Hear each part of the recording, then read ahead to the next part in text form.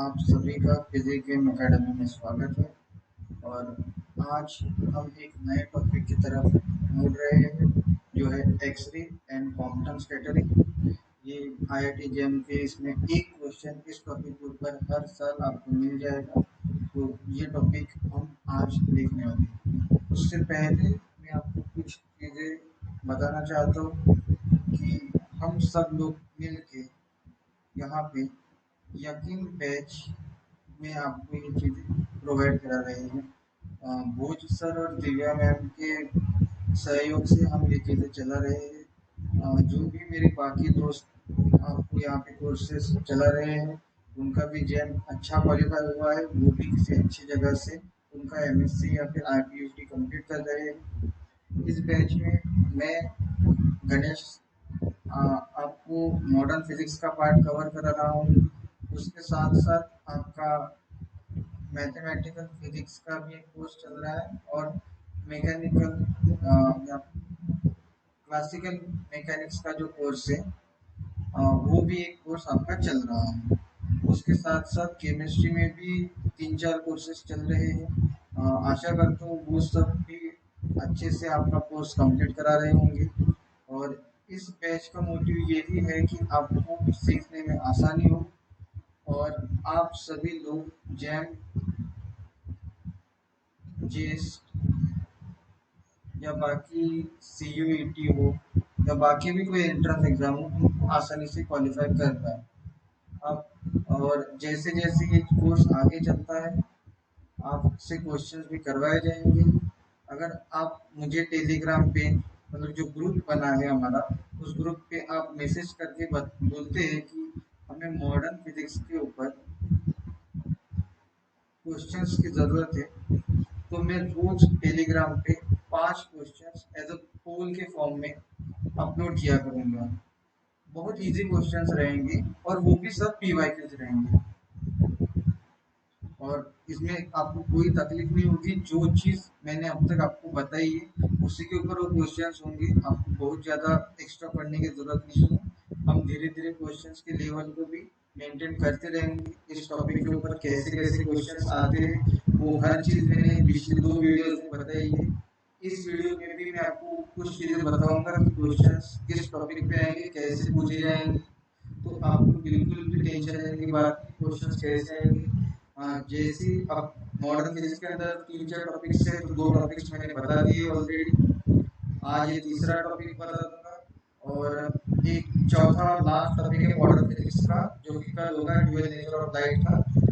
उसके बाद modern physics का पार्ट खत्म होता है। फिर एटॉमिक न्यूक्लियर और क्वांटम मैकेनिक्स बचता है। और जो रिलेटिविटी का पार्ट है वो शायद मैकेनिक्स के अंदर कवर हो जाएगा। मुझे पता नहीं कि वो मैकेनिक्स में लेगा या नहीं लेगा, तो फिर हम देखते हैं, चेक करते हैं चीज़ों को। तो जैसे ही मेरे ये 3-4 लेक्चर्स खत्म होते हैं मैं सर से बात करके एक बार आपको ये भी बता दूंगा कि आपको पेपर को सॉल्व कैसे करना है, उसके अंदर आपको क्वेश्चंस कैसे ढूंढने हैं, क्या करना है। और एक बार और कि आपको अगर मॉडर्न फिजिक्स के ऊपर क्वेश्चंस करने हैं, स्पेशली फोटो इलेक्ट्रिक इफेक्ट हो, counter effect, black body radiation या फिर ड्यूअल नेचर ऑफ लाइट जो बाद में हम टॉपिक कवर करेंगे, इन सारे टॉपिक्स के लिए आपको कोई अलग से बुक रेफर करने की ज़रूरत नहीं है।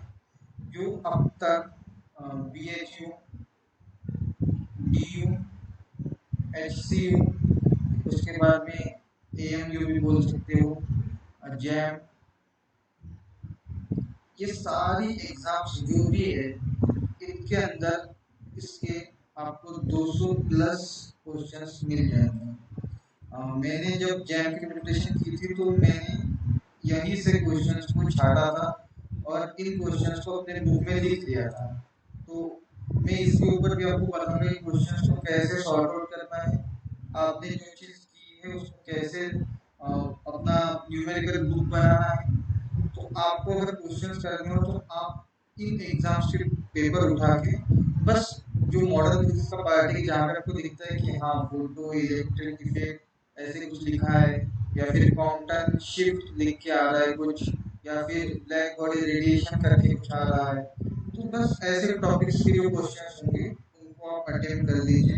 काफ़ी इजी क्वेश्चन है, जहाँ पर आपको डिफिकल्टी लगती है आप ग्रुप में पूछेगा। ग्रुप में मैं भी हूँ और बाकी भी सर लोग हैं, कोच सर भी हैं, तो वो भी आपकी हेल्प कर देंगे। तो ये था आज का ज्ञान ज्ञान ज्ञान मेरी बातें। तो अभी हम मूव करते आगे की तरफ।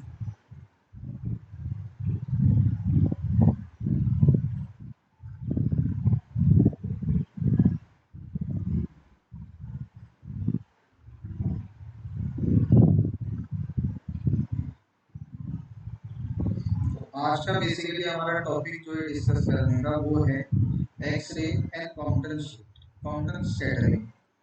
तो चलिए इसकी तरफ अभी मूव करते हैं थोड़ी देर में। ये काफ़ी अच्छा टॉपिक है, सिंपल टॉपिक है, और गारंटी है कि इस टॉपिक के अंदर आपको डेफिनेटली कॉन्फिडेंस आएगा, आप इजीली क्वेश्चंस कर पाओगे।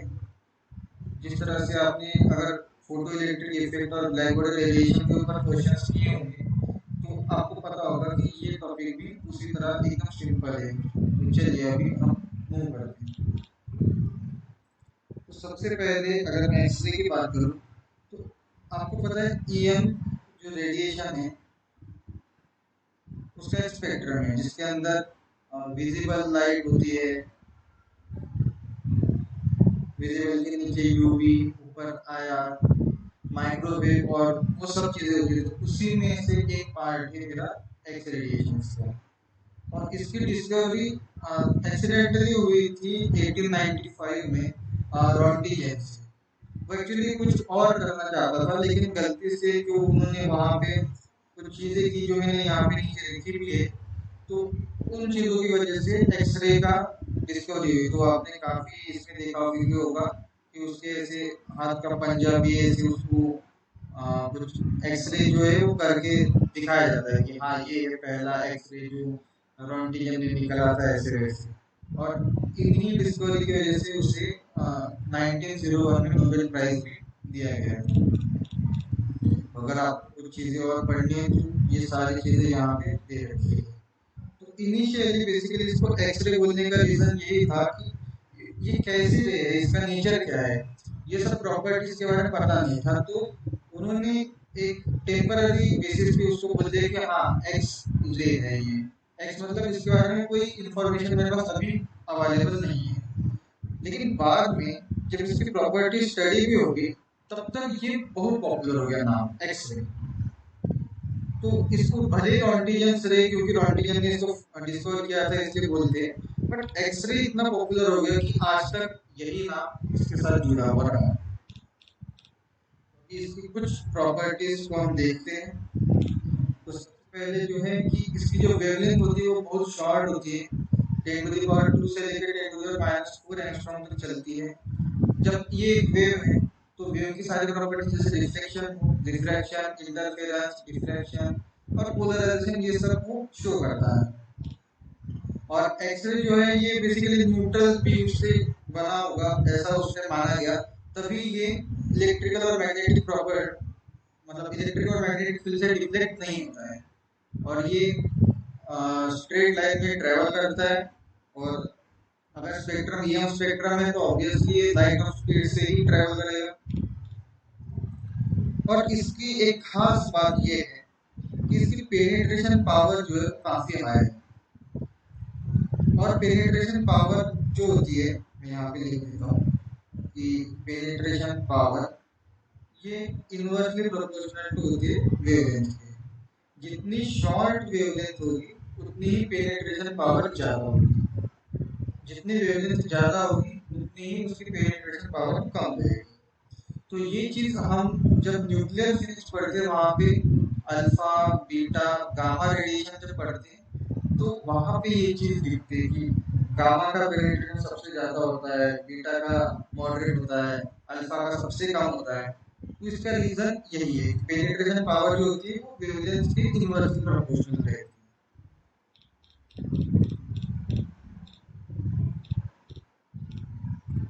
उसके बाद ये सब चीज़ें आप नॉर्मली पढ़ सकते हैं, इसमें कोई इतना खास पॉइंट है नहीं कि इसको बताया जाए।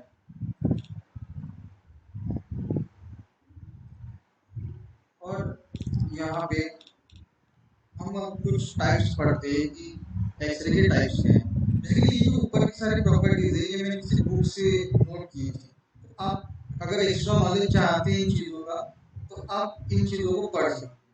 ये नोट्स मैं आपको शेयर कर दूंगा। तो सबसे पहला टाइप होता है सॉफ्ट एक्सरे का, कि जिनकी वेवलेंथ जो होती है वो ज़्यादा रहती है। अब मैंने अभी अभी आपको बताया कि जो पेनिट्रेशन पावर है वो इनवर्सली प्रोपोर्शनल है वेवलेंथ की। तो जब इनकी वेवलेंथ ज़्यादा है तो इनका पेनिट्रेशन ऑब्वियसली बात है कम होगा।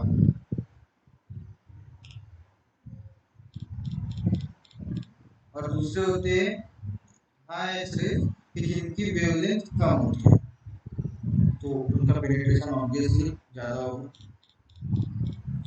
अब ये कुछ उसके एप्लीकेशन है कि साइंस में जहाँ पे एक्सरे स्पेक्ट्रोस्कोपी में यूज करते हैं। उसके बाद में इंडस्ट्री में अगर कोई मेटल का सैंपल बनाया है उसमें कुछ क्रैक रह गई उसको आइडेंटिफाई अगर मुझे करना है तो मैं एक्सरे का यूज करता हूँ। रेडियोथेरेपी वगैरह में जहाँ पे कैंसर ट्यूमर का इलाज मुझे करना है वहाँ भी इसका यूज करता हूँ। सर्जरी में मेडिकल साइंस में इसका यूज होता है।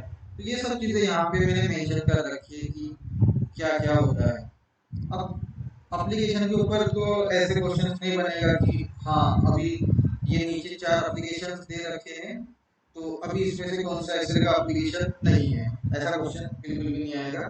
बट हाँ वो आपको कंफ्यूज करने के लिए ये बोल सकता है किसी क्वेश्चन में कि इन केमोथेरेपी कि we use X-ray for this treatment and then we get this and then penetration and all that। ऐसे बड़े बड़े वर्ड यूज करके वो आपको काफी कुछ चीजें बोल सकता है और फिर नीचे कुछ ऐसे नॉर्मल सा छोटी सी चीज होगी जो वो पूछी जाएगी। तो कंफ्यूज करने के लिए वो इन टर्म्स को यूज कर सकता है। बट आपको यहाँ पे कोई भी घबराने की बात नहीं है, क्वेश्चन को पढ़ना है बाकी कुछ भी नहीं करना है। वैसे तो सिलेबस में एक्सरे पर जो क्वेश्चन आता है वो टॉपिक आगे, तो आप अगर जरूरत नहीं समझते तो आप प्रोडक्शन ऑफ एक्सरे को छोड़ सकते हैं। वैसे एक्सरे प्रोडक्शन का जो चीज है तो सबसे पहले तो रॉन्टिजन ने गलती से फाइंड आउट किया था, बट इसके अंदर बाद में कूलिंज ने कुछ ये देखिए कूलिंज ने ये जो चीज यहाँ पे की ये आपको सेटअप दिख रहा है तो ये मॉडर्न कूलिंज ट्यूब वगैरह है।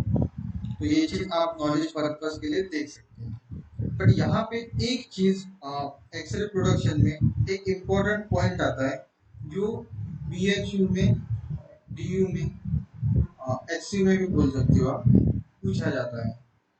बस एक ही पॉइंट है कि प्रोसेस में तो ये जो यहाँ पे लिखा है कि inverse of photo electric effect, बस इतना टॉपिक ये चीज कि ये एक्सरे प्रोडक्शन जो होता है ये इनवर्स फोटो इलेक्ट्रिक इफेक्ट होता है। ये चीज आपको पता होनी जरूरी है क्योंकि यही एग्जाम में सीधा पूछा जाएगा। ऐसे ही ऑप्शन दिए जाएंगे कि फोटो एक्सरे इज और एक्सरे प्रोडक्शन इज और नीचे ऑप्शन में एक ऑप्शन मिलेगा inverse of photo electric effect. आपको सीधा वहां पे टिक कर देना है, कोई सोचने वाली बात नहीं है।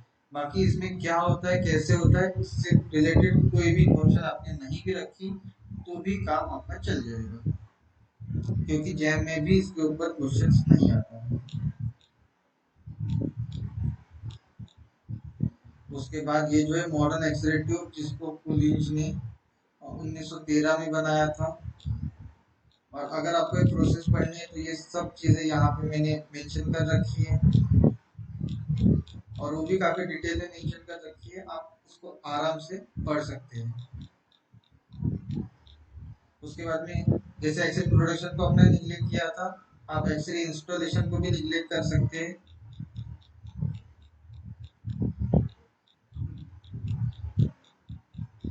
एक्सरे बस आपको यहाँ पे जो है एक चीज का ध्यान रखना है कि ये जो बीटेरॉन है इसके ऊपर क्वेश्चंस पूछे जा सकते हैं कि इलेक्ट्रॉन्स को एक्सेलरेट करने के लिए हम इसका यूज करते हैं।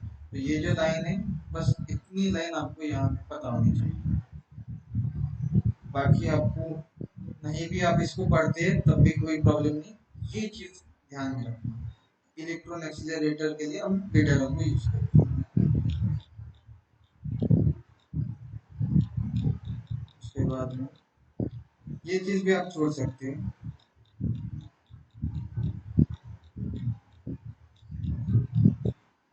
ये सब चीजें मैंने बुक में इसलिए लिखी कि जब मैं जैम की प्रिपरेशन कर रहा था तो जिन बुक्स को मैंने फॉलो किया, जो मटेरियल मिल रहा था, तो उसमें एक सेक ऑफ कंप्लीटनेस मैंने काफी कुछ चीजों को लिख के रखा है, तो जिनका एक्चुअल में यूज तो नहीं है, बट कुछ चीजें ऐसे, क्योंकि कुछ बुक्स में कुछ चीजें अच्छे से मेंशन होती है, तो अगर हम उन चीजों को नहीं लिखते हैं तो फिर कुछ कुछ चीजें ऐसे इनकम्प्लीट से लगती है, तो इसीलिए मैंने वो लिख के रखा है। ऐसी कोई बात नहीं है कि हाँ मैंने पढ़ रखा है और आपको मैं नहीं बता रहा हूँ। तो यहाँ पे आपको ये एक चीज जो है, ये चीज काफी इम्पोर्टेंट है, variation of X-ray intensity with wavelength.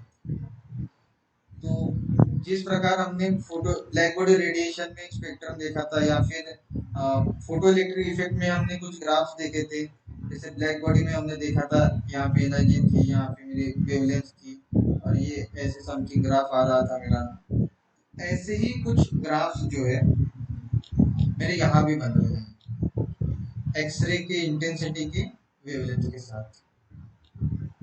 ये आप ग्राफ देख रहे हैं, और ये ग्राफ बिल्कुल ब्लैक बॉडी रेडिएशन जैसा ही ग्राफ है। अगर आपने देखा होगा कि ये देखिए यहाँ पे, ये जो है ये 30 केल्विन के लिए, ये वाला कर्व मेरा 40 केल्विन के लिए, और ये वाला कर्व मेरा जो है 50 केल्विन के लिए। सेम जैसे ब्लैक बॉडी में मैंने देखा था कि मेरी जो इंटेंसिटी है वो वेवलेंथ के साथ पहले तो इंक्रीज हो रही है, मैक्सिमम हो रही है, और फिर डिक्रीज हो रही है, और जैसे जैसे मैं यहाँ पे पोटेंशियल को बढ़ा रहा हूँ, ये जो पीक है ये मेरा लेफ्ट साइड में शिफ्ट हो रहा है। अगर मैं यहाँ से इसको देखता हूँ तो ये देख रहे हैं आप, ये लेफ्ट साइड से शिफ्ट होते होते जा रहा है। वहां पे मैंने क्या किया था, वोल्टेज की जगह पे टेम्परेचर को लिया था, टी लिया था, और यहाँ पे आई की जगह पे मेरा क्या था, ई। एक ही चीज से आप इनको समझ सकते हो, आपको अलग अलग चीजों को ध्यान रखने की जरूरत नहीं है। ऐसा ही एक ग्राफ फोटो इलेक्ट्रिक इफेक्ट में भी आपने देखा था, सेम चीजें आपकी कंटिन्यू होंगी, बस पैरामीटर्स चेंज हो जाएंगे। तो यहाँ पे ये जो पहली फिगर है, ये है बेसिकली हाई एटॉमिक नंबर वाले एलिमेंट्स के लिए, ये फिगर हाई एटॉमिक नंबर और हाई वोल्टेज के लिए, कि जैसे टंगस्टन हो गया जिसके लिए ये ग्राफ प्लॉट हुआ है। अगर मैं स्मॉल लो जेड वैल्यू, मतलब स्मॉल एटॉमिक नंबर वाले एलिमेंट्स की मैं बात करूँ, तो वहां पर मुझे ये कुछ पिक्स दिखते हैं, जैसे अब ये देखिए आप यहाँ पे,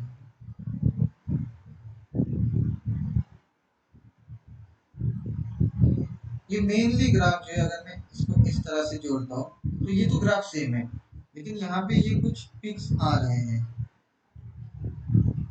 तो ये चीज है कैरेक्टरिस्टिक्स रेडिएशन की वजह से। और जब हम छोटे एटॉमिक नंबर वाले एलिमेंट्स की बात करते हैं तो वहां पे हमें अक्सर ये चीज दिखाई देती है। बाकी पूरा ग्राफ सेम है, जैसे 5 वोल्ट के लिए, या फिर 10 वोल्ट के लिए, 15 वोल्ट के लिए, 20 वोल्ट के लिए, तो ये भी चीज वही फॉलो कर रहा है। ये देखिए ये लेफ्ट में शिफ्ट होते जा रहा है, तो बाकी सब चीजें सेम है, बस आपको ये ध्यान रखना है कि ये जो पिक्स है ये कैसे आती है, या फिर ये चीज क्या हो रही है, ग्राफ कैसे आ रहा है, इसके लिए क्या होता है। कभी कभी वो ऐसे क्वेश्चंस पूछ सकता है कि आपको ग्राफ दे दे और वो पूछे कि ये हाई एटॉमिक वैल्यू के लिए है, लो एटॉमिक के लिए है, दोनों के लिए शो करता है या किसी के लिए शो नहीं करता है, तो ऐसे भी क्वेश्चंस वो कभी कभी पूछ सकता है। और ये सब चीजें मैंने आपको बता दी है।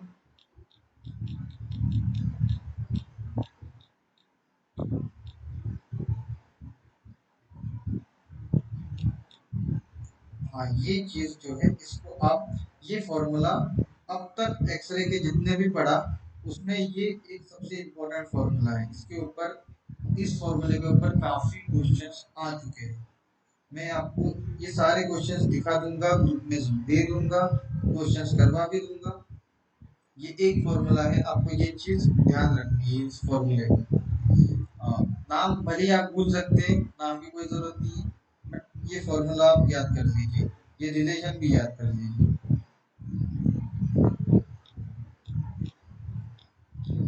अभी हम देखेंगे कंटिन्यूअस एंड कैरेक्टरिस्टिक्स एक्सरे। इसके अंदर एक काफी इंपॉर्टेंट फॉर्मूलेस आते हैं, तो हम उनको भी जानने समझने की कोशिश करेंगे। तो सबसे पहले कंटिन्यूअस एक्सरे, तो इसमें बेसिकली क्या होता है, जो हमारा स्पेक्ट्रम आता है, जैसे अगर मैं यहाँ पे स्पेक्ट्रम की बात करूँ तो ऐसे कंटिन्यूस है। जब भी मैं इसको वोल्टेज और वेवलेंथ के फॉर्म में या इंटेंसिटी वेवलेंथ के फॉर्म में प्लॉट करूंगा तो ये कंटिन्यूस ग्राफ मुझे देगा। और अगर मैं कैरेक्टरिस्टिक्स की बात करूँ तो उसके अंदर यहाँ पे ऐसे शार्प एजेस वगैरह आ जाएंगे, जो पिक्स आ रही थी ना यहाँ पे पीछे हमने देखा था, तो वो उसकी वजह से आती है। तो ये जो होता है कंटिन्यूस एक्सरे का वेवलेंथ, ये बेसिकली मटेरियल के ऊपर इंडिपेंडेंट रहता है, इसीलिए ये कंटिन्यू आ रहा है, क्योंकि मेरा वेवलेंथ जो है इनवर्सली प्रोपोर्शनल टू वी है। यहाँ पे मटेरियल से कुछ भी नहीं आ रहा है, जो वोल्टेज में सप्लाई कर रहा हूँ और जो वेवलेंथ मुझे मिल रही है, बस।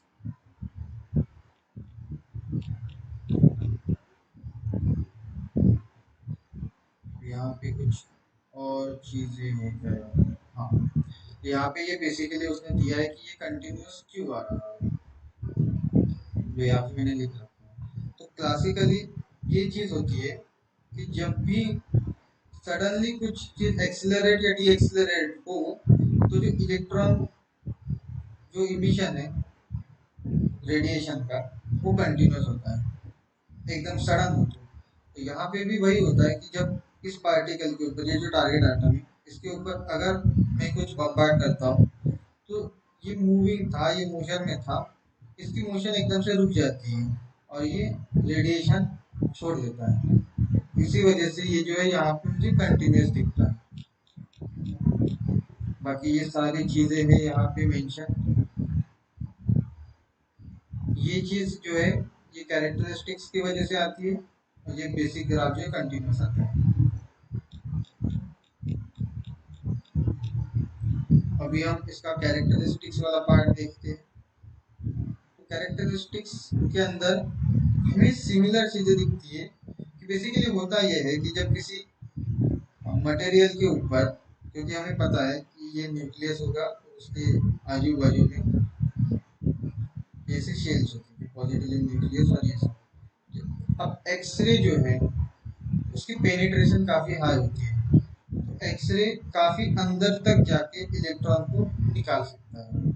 जो हमने फोटो इलेक्ट्रिक इफेक्ट में देखा था ना, कि अगर मेटल के ऊपर अगर लाइट गिरती है तो वहां से फोटो इलेक्ट्रॉन्स इजेक्ट होते हैं, फोटो इलेक्ट्रॉन्स।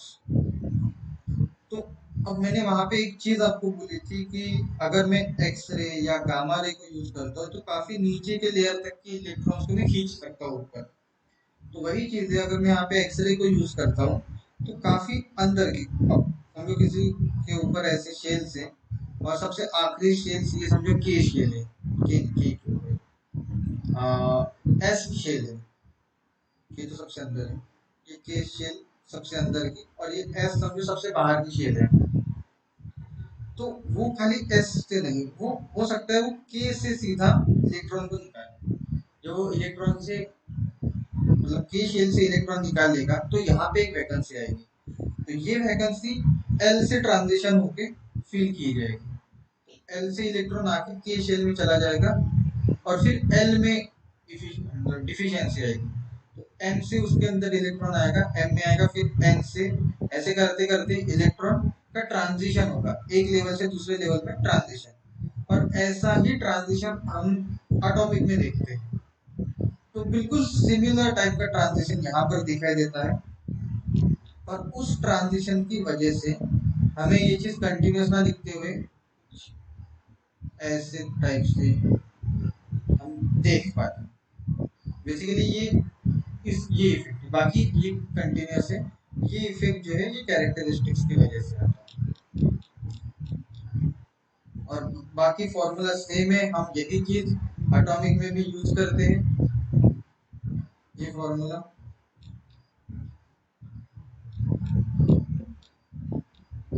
जो चीज मैंने, ये स्कीमेटिकली रिप्रेजेंटेशन है इसका।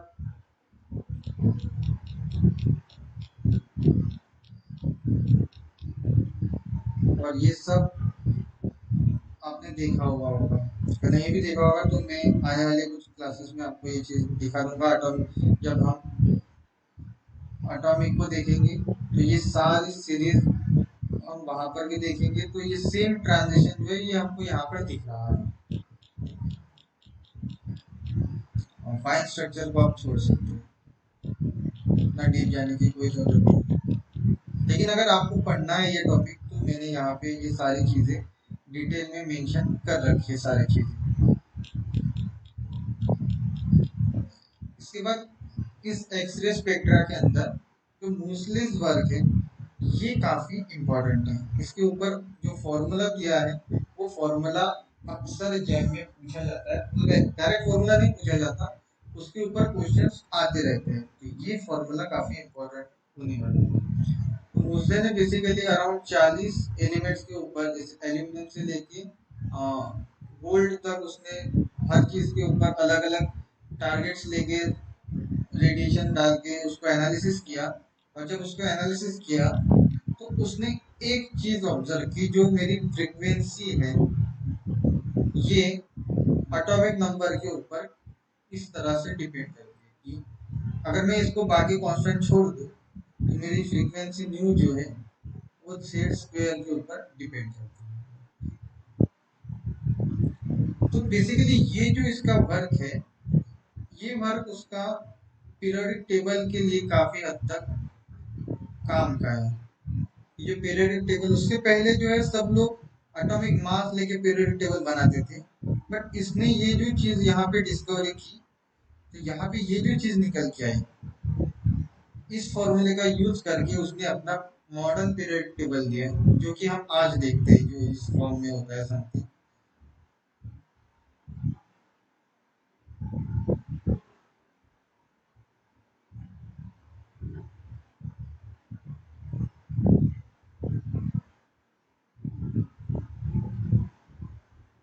यहाँ पे हाइड्रोजन और ये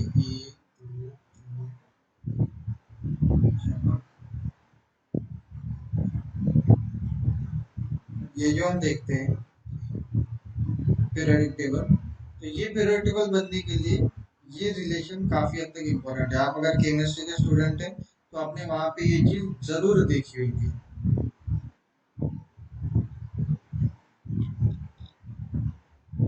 अब आपको न्यू पता है, जेड पता है, ए और बी आपको पता नहीं है, तो ए और बी का फॉर्मूला सीधा सीधा यहीं से आपको निकल के आएगा।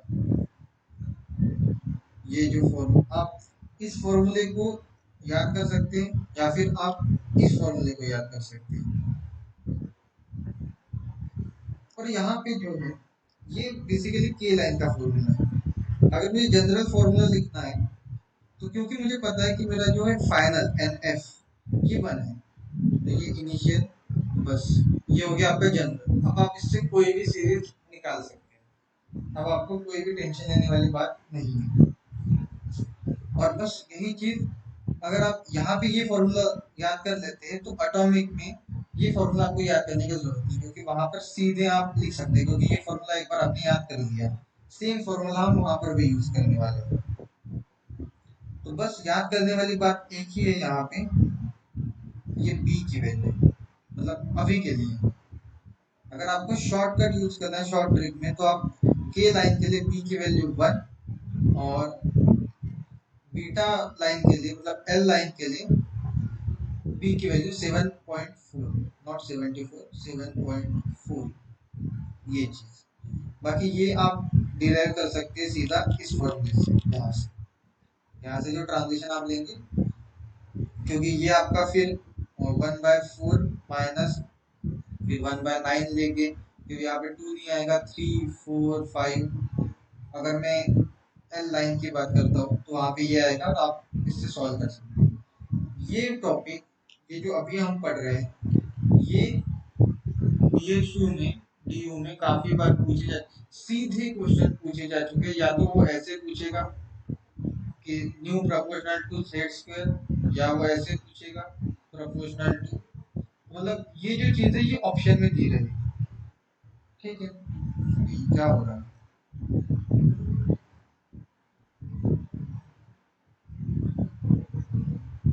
हाँ, तो ये चीज ऑप्शन में दी रहेगी, तो आपको सीधा सीधा यहाँ से ये रिलेशन लिखने हैं। कभी कभी वो ऑप्शन में ऐसे भी दे सकता है कि square root of frequency is directly proportional to, और ऑप्शन में दे रखा होगा जेड, जेड माइनस बी, और ऐसे समथिंग चीजें। तो जब आपको जेड माइनस बी दिया होगा तो आप इसी को टिक करेंगे, जेड को टिक नहीं करेंगे। अगर आपको वर्डिंग में पूछता है कि frequency is proportional to square of atomic number, mass number, total neutron number, proton number, ऐसे अगर वो पूछता है तो वहां पे सिर्फ एटॉमिक नंबर आप टिक करके आएंगे। ठीक है, और फिर ये एक चीज है कि हमने एक चीज देखी थी सबसे पहले जब हम ब्लैक बॉडी रेडिएशन पढ़ रहे थे, उसमें एक चीज देखी थी कि जब भी रेडिएशन किसी मटेरियल के ऊपर पड़ता है तो एक तो वो एब्जॉर्ब होगा, या तो रिफ्लेक्ट होगा, या तो ट्रांसमिट होगा। तो अब हम वही देखेंगे कि अब्जॉर्प्शन ऑफ एक्स रेज, इसमें आपको बहुत कुछ नहीं जानना है, आपको ये फॉर्मूला बस, इतना फॉर्मूला आपको याद रखना है। I is equal to I naught e to the power minus mu x। और यकीन मानिए ऐसा ही सिमिलर इसका भाई है आपका न्यूक्लियर के अंदर, जहाँ पे आप ये चीज radioactivity is equal to R naught e to the power minus lambda t, बस सेम सेम इफेक्ट वाला ये फॉर्मूला है, इसका ही भाई वहां पे भी आपको मिल जाएगा। तो इस फॉर्मूले को आप सीधा याद करो, जहाँ पे ये आई जो है मेरा इंटेंसिटी है, ये मेरा इनिशियल इंटेंसिटी है, ये म्यू जो है मेरा एब्जॉर्प्शन कोएफिशिएंट है, और जिसका और एक नाम है अटेन्यूएशन कोएफिशिएंट, एक्स है मेरा कितने डिस्टेंस तक उसने पेनिट्रेशन किया है। मतलब ये बेसिकली थिकनेस यहाँ पे लिखा है, लेकिन वो पूछेगा आपको ऐसे ही, वो आपको से क्वेश्चन पूछेगा कि कहाँ तक वो पेनिट्रेट करेगा, उसकी इनिशियल इंटेंसिटी इतनी है, आफ्टर टाइम टी उसकी इंटेंसिटी इतनी होगी, उसका अटेन्यूएशन कोएफिशिएंट ये है, यही सब चीजें देके वो आपको क्वेश्चन पूछ लेगा। यहाँ पे ये सब कुछ नॉर्मल सी चीजें दे रखी है, और यहाँ पे जो डिटर्मिनेशन ऑफ म्यू है, यहाँ पे ये फॉर्मूला आप याद कर लीजिए। मतलब ये बेसिकली याद करने की कोई जरूरत नहीं है। जब मैं, ये जो मेरा बेसिक फॉर्मूला है I is equal to I naught e to the power minus mu x, इसको मैं ये लिखता हूँ I is equal to I naught by e, कि जब मेरी इंटेंसिटी आई नॉट को ई से डिवाइड करने के बराबर होगी, तब जो मेरा म्यू रहेगा अटेन्यूएशन कोएफिशिएंट, वो ये वैल्यू देगा। ये बेसिकली लॉग 2 के बराबर आता है। ठीक है, इसमें आप बाकी चीज और यही सब चीजें जो पहले दे रखी थी वही, आप इस टॉपिक को छोड़ सकते हैं, ये कोई काम की बात नहीं, लेकिन अगर पढ़ना है तो पढ़ नहीं सकते, ये पेपर में नहीं आएगा, आप इन चीजों को भी छोड़ सकते हैं यहाँ पे।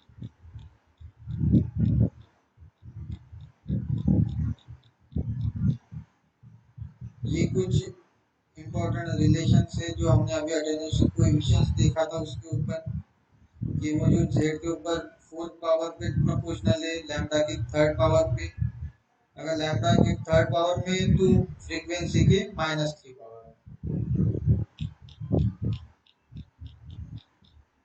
बाकी थॉमसन थ्योरी पढ़ने की कोई जरूरत नहीं है, ये सारे बड़े बड़े फॉर्मूलेस पढ़ने की कोई जरूरत नहीं है।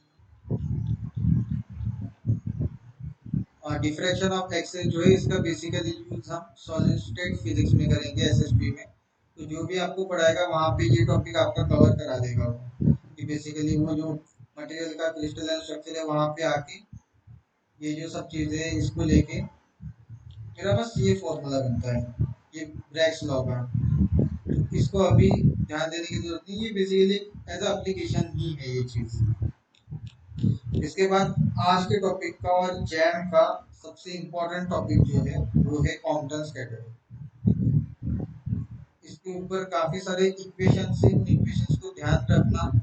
आप डिराइव भी कर सकते हो, बेसिकली सिमिलर वे में डिराइव हो जाते हैं वो, याद करोगे तो आपका थोड़ा सा टाइम वहाँ पर सेव हो जाएगा। तो बेसिकली 1923 में कॉम्पटन महाशय ने क्या किया कि उन्होंने ग्राफाइट जो लिया, ग्राफाइट के ऊपर इलेक्ट्रॉन्स को मतलब एक्सरे को बम्बार्ड किया। तो यहाँ से क्योंकि एक्सरे की एक वेवलेंथ तो मुझे पता थी, बट इसको बम्बार्ड करने के बाद यहाँ से जब उसको डिटेक्टर से ऑब्जर्व किया तो मुझे दो वेवलेंथ मिली। तो ये तो पता था मुझे, ये क्यों हुआ, क्योंकि ये तो मैंने इंसिडेंट था, लेकिन ये चीज पता नहीं थी ये चीज कैसे आ रही है। तो ये चीज के लिए उसने ये फिर फिनोमेना दिया है कि जहाँ पे क्वांटम स्कैटरिंग बेसिकली। अब यहाँ पे सबसे पहला स्टेटमेंट जो है वो काम का है, scattering is inelastic scattering of photons by charge particles. ठीक है, ये सीधा सीधा एग्जाम में पूछे जाने वाली लाइन है कि ये इलास्टिक स्कैटरिंग है, इनइलास्टिक है, या कुछ अजीबोगरीब नाम दे देंगे। कंफ्यूज नहीं होना है, सीधे से इनइलास्टिक पे टिक करना है। अब इनइलास्टिक है तो आपने मैकेनिक्स में पढ़ा होगा कि यहाँ पे काइनेटिक एनर्जी कंजर्व नहीं होगी, लेकिन लीनियर मोमेंटम कंजर्व होगा। ठीक है,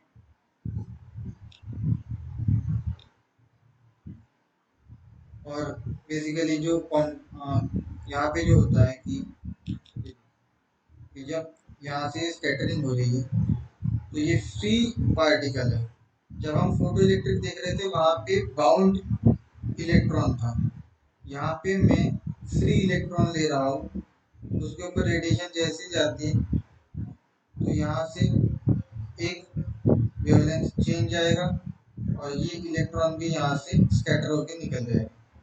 ये बेसिकली उसने एक्सपेरिमेंट करके प्रूव किया था, और एक्सपेरिमेंट में उसको दो वेवलेंथ मिली, एक तो लैम्बडा उसको जो पता था और लैम्बडा डैश जो उसे नहीं पता था ये क्यों आ रही।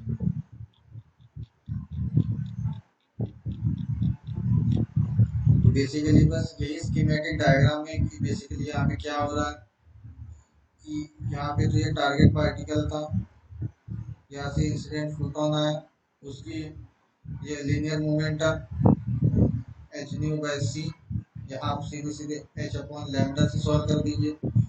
उसके बाद में ये रेडिएशन चेंज हो गया, तो यहाँ पे मैंने उसको फाई एंगल बोल दिया है, तो एच बाय लैम्बडा डैश से चेंज हो गया, और ये जो है इलेक्ट्रॉन जो है थीटा से डिफ्लेक्ट हो गया, जिसका मोमेंटम है थी। अब एग्जामिनर यहाँ पे बस ये खेल खेल देगा, क्योंकि मैंने यहाँ पे फॉर्मूले में क्या लिखा है कि जो मेरा फोटोन डिफ्लेक्ट हुआ स्कैटर हुआ है वो फाई एंगल से स्कैटर हुआ है, वो बोल देगा कि ये थीटा एंगल से स्कैटर हुआ है, अल्फा एंगल से स्कैटर हुआ है, गामा एंगल से स्कैटर हुआ है, ए एंगल से स्कैटर हुआ है, कुछ और थीटा थीटा जो भी जितने भी ग्रीक अल्फाबेट है उससे स्कैटर हुआ है, उससे भी मन नहीं भरा तो कुछ सर्टन एंगल से स्कैटर हुआ है, कुछ भी बोल दे। आपको डरने की कोई बात नहीं है कि यहाँ पे मैंने फाई लिया है और उसने क्वेश्चन में थीटा बोलता है तो डरने नहीं है। बस यहाँ पे फाई की जगह थीटा लिख देना, थीटा की जगह फाई लिख देना, बस। बाकी पूरा इक्वेशन सेम, आप इस तरह से डायग्राम ड्रॉ करके इसको सॉल्व कर सकते हो। यहाँ पे बस बोथ द साइड्स आप मोमेंटम कंजर्व कर दीजिए और आपको ये रिलेशन मिल जाएगा।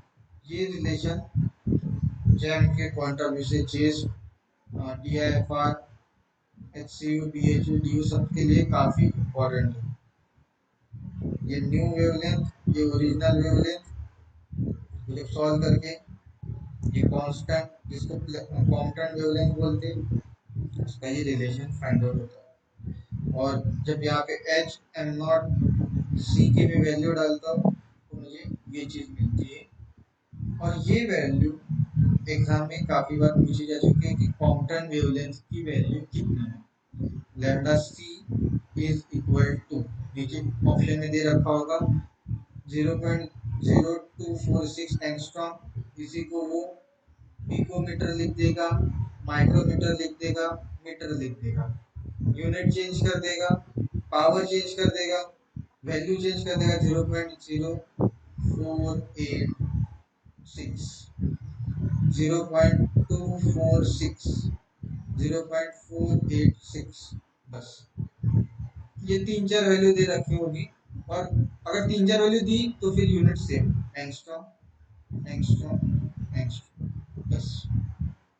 या फिर अगर 0 पॉइंट में है तो पिकोमीटर और कुछ भी नहीं।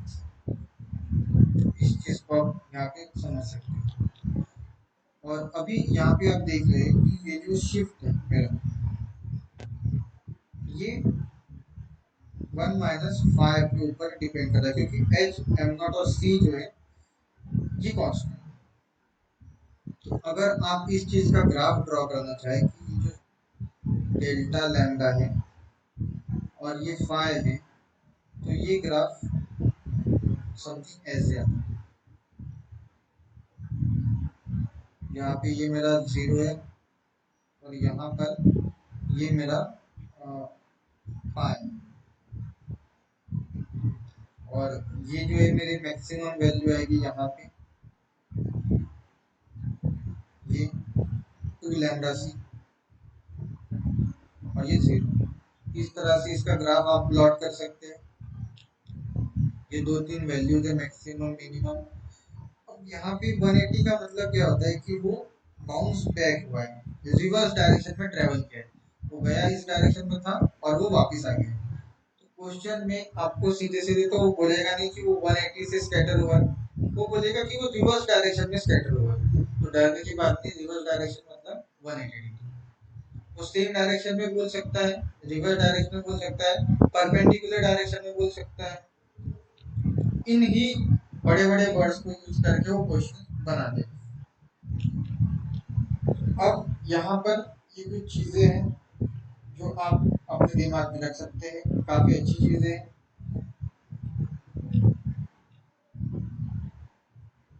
ये जो है क्वांटम इफेक्ट जो चेंज हो रहा है, ये इंसिडेंट फोटोन के ऊपर डिपेंड नहीं करता है, उसके साथ साथ जो स्कैटरर में यूज करता है उसके ऊपर भी डिपेंड नहीं करता है, ये खाली डिपेंड करता है स्कैटरिंग एंगल के ऊपर।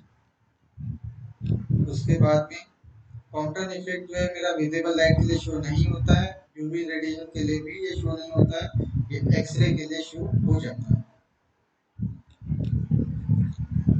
उसके बाद ये सारे जो रिलेशंस है, इन सारे रिलेशंस को आप याद कर सकते हैं या फिर आप यही से आप इसको डिराइव कर सकते हैं, क्योंकि आपको यहाँ पे यहाँ से मैं बताता हूँ।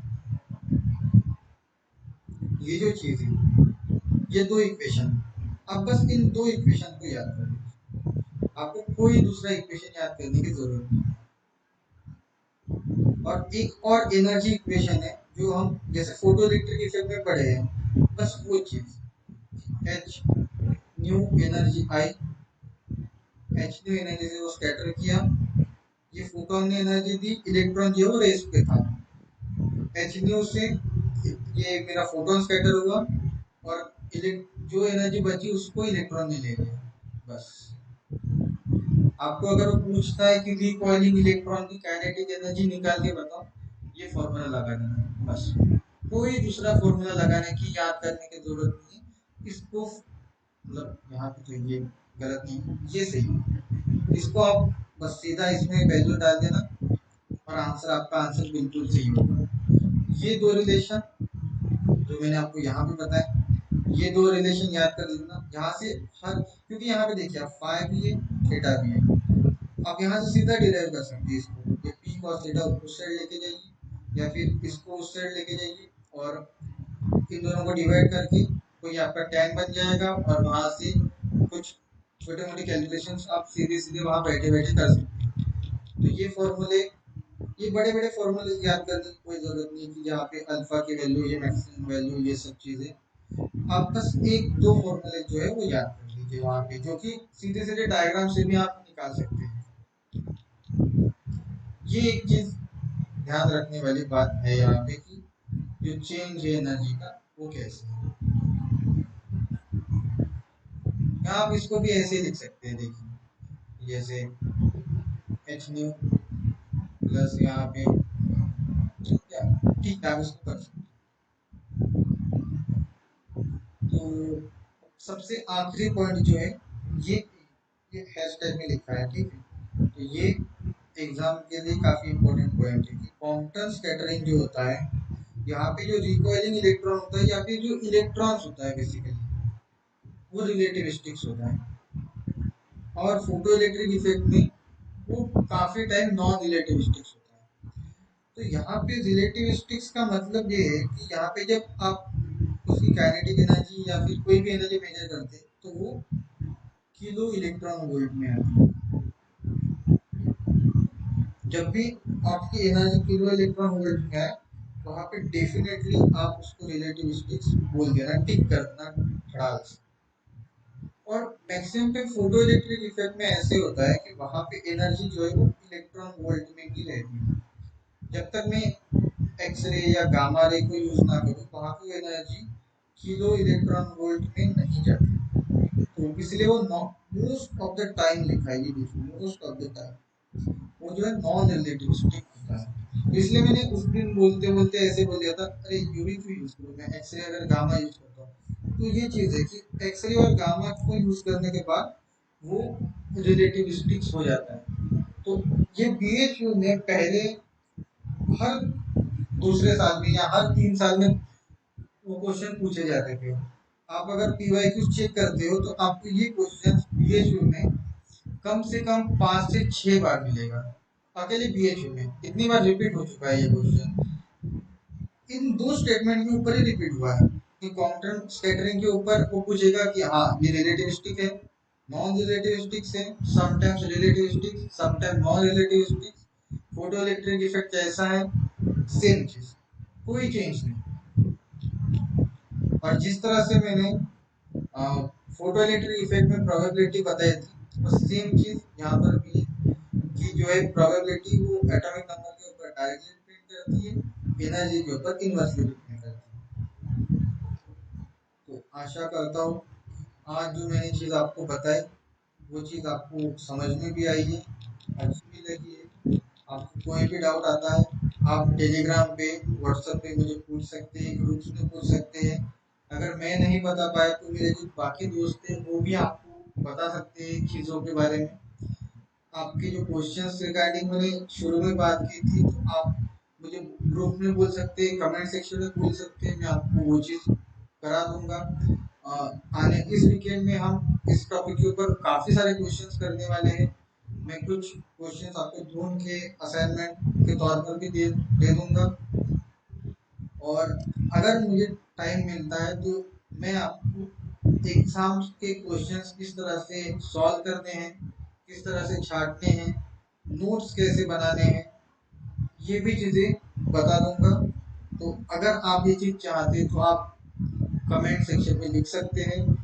अगर आपको मैंने बताई चीज़ें अच्छी लगती है तो आप इसको शेयर कर सकते हैं, लाइक कर सकते हैं। तो आज के लिए इतना ही। तो मिलते हैं कल एक नए अद्भुत ज्ञानवर्धक वीडियो के साथ। तब तक के लिए धन्यवाद।